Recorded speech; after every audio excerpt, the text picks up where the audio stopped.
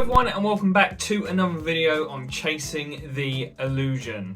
First of all, let's just get the pleasantries out of the way. I hope you had a great Christmas and a happy new year. Talking of Christmas, I received a gift this year from somebody that was made by a fellow magician and watcher of the channel. His name's Eddie. It looks like this. If you guys don't know, if you can't tell by the background and all my videos and stuff, I'm a little bit of a nerd and I do like me some Doctor Who, and this is Gallifreyan writing. It's a Gallifreyan plaque and it says, "Is magic real in Gallifreyan?" So yeah, thank you for the person who got it for me, and shout out to Eddie for making it and watching the channel. If you want to get your own Gallifreyan plaque, get my words out, I'll leave the links in the description if you want to get your own one. It's not a sponsor, but I don't see why you wouldn't want to get one if you're into Doctor Who.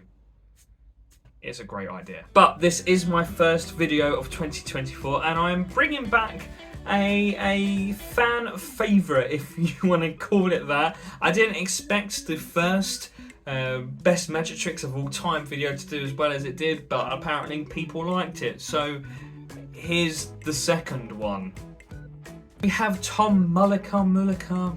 I don't know, but it's his smoking trick. For context, I'm not advocating smoking in any way, shape or form unless it is for a magic trick like this one. But still, don't do it. Just don't. Now, this trick isn't centered around smoking. It's actually centered around a signed card appearing somewhere else. And it just has a smoking twist to it. Now, Tom, I'm not going to try to pronounce his last name again, but he has a really interesting way of presentation. He actually has a really good mix of both comedy and magic, which you don't see a lot of nowadays. Usually, if you see a lot of comedy magicians, they end up focusing more on the comedy, and then that makes the magic a little bit less better, and or the other way around. If you're focusing on the magic, then your comedy is a bit lacking as well. But Tom does it really well, I think, and I think it's a testament of when it was brought out, the kind of vibe of how the trick was. I think it just worked really well with this. He gets a participant to sign the card. He doesn't want to see what the card is, so he decides to hide under the table like most people would, right? He then remarks, "You always wear those?" And to this day, I'm still unsure on what those he was referring to. Now, the next bit of the trick is by far the greatest. Take away the smoking, take away the cards, but the participant manages to make a hunk of her hair fly away from her face. No wires, no strings, pure magic. Anywho, the card is put back in the deck and shuffled. Then Tom begins to light a cigarette and holds them in his mouth for some reason. I mean, it's cool, but why would you do that? Not how, why? Oh yeah. Sorry, Tom. As you were. So this carries on for a little while and he even adds napkins into the mix and then he swallows it all completely. The participant with her magic hair then deals the cards down to her chosen number, but it isn't her card that she signed. Tom then starts to choke and out of his mouth is her card with her signature. It's a pretty cool trick, just, don't try this at home. Okay, moving on, we have got Paul Daniels' chop cup routine. So this is Paul's take on the classic cups and balls routine, which you've probably seen people do before, but this one only has one ball and one cup, which most people nowadays use 3 cups and 1 probably ball. For the record, cups and balls It's not my cup of tea. Oh, thank you. Thank you. I hate myself. Paul does such a great job for his patter and his presentation. He goes so fast that it's nearly impossible to keep up with what is actually going on. He then does it comically slow, but still manages to make everybody really confused on where the ball actually is. To end it all, the ball not only appears in the cup one last time, but it also transforms into a lemon. And as an extra punch, an orange now appears in the cup too. Don't ask me, but it's just how a lot of cups and balls routines go. I mean, it should technically be called cups and balls and lemons and oranges and watermelons and more balls in some cases, but I don't think that rolls off the tongue as well as cups and balls. Okay, next we have Richard Ross's linking rings. So this is one of the tricks that you've probably had in a magic set and you probably know how it is done, but how Richard does it, he's probably got one of the best presentations of linking rings I have ever seen. First of all, he takes out 2 rings and they seem to link together, but Richard seems a bit confused. What, didn't he see the title of this trick or something? To make his confusion a little less, he then decides to bring out another ring. It's almost as if he thought, yeah, you know what? I'm a bit confused. I know what will make me a little bit less confused. I'll just bring in another ring.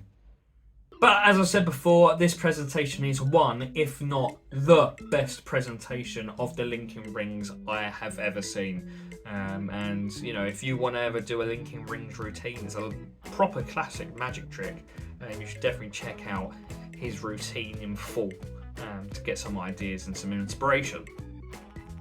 Okay, last one for the video, we have Hans and Helga Morretes' The Crossbow. Hans comes out, led by Helga, wearing a bag over his head. Who knows what they got up to before this performance took place. In Hans' hand, that's difficult to say. Hans' hand, he has a crossbow. He loads it up while Helga begins to ring a bell in the direction she wants him to fire. He shoots, and it's a perfect shot. To add to the difficulty, Helga now brings out a Oompa Loompas ladder for Hans to shoot through, in which, of course, he does. I mean, this video is called The Best Magic Tricks of All Time too, so of course, he's not going to miss. Is he? Now, this goes on for a little while with a few different objects such as a newspaper, a very odd looking flower balanced on Helga's chin of all places, and then he takes off the bag and he reveals that his eyes have also been taped shut. Like, really, what were they doing before the show? After taking the tape off, Hans then immediately puts a different kind of tape on his face and another different blindfold for absolutely no reason at all. And there's really no reason, because he even turns his back to Helga, who is now putting a very large fruit. I mean, is that an apple? Is that an apple? Who knows at this point? Well, anyway, she puts it on her head, rings the bell, and Hans misses. Remember when I said that he's not going to miss? Oh boy, was I wrong. Helga's balance clearly isn't the best either, because the oversized fruit, whatever it is, falls off, and well, she tries to have it a go one more time. Because, you know, after he's missed already, the first thing you want to do is, you know, try again with an apple on your head and a crossbow with tape, a blindfold, and his back towards you. You know, it's the natural progression of things, really, isn't it? But of course, this time Hans does get it done perfectly. It's almost as if it's magic or something, right? Alright, that is the end of the video. If you enjoyed this one as much as the last one, let me know, because I can turn this into a series or something. Just let me know, and I'll happily do it, because I really enjoy making these videos and going through old tricks and things like that. So yeah, just let me know. With that in mind, the next video is actually going to be my 5-year anniversary video. I've been doing Chasing the Illusion for 5 years. This channel has been going for 5 years, half a decade. Absolutely crazy. Every year I usually post a anniversary video going back throughout the year, but this year's video is going to be a bit different. I'm actually going to talk about the future of Chasing the Illusion, so make sure you stick around with that. You know, like, comment, subscribe, do all those things. Check me out on social media, on Instagram and TikTok, and if you want to see some behind the scenes content, discounts on merch and projects, and if you want to see videos like this one before they even go public on YouTube, check out the Chased membership over on Patreon. But like I said, that is the end of the video. I hope you enjoyed it, and I shall see you in the next one. Bye!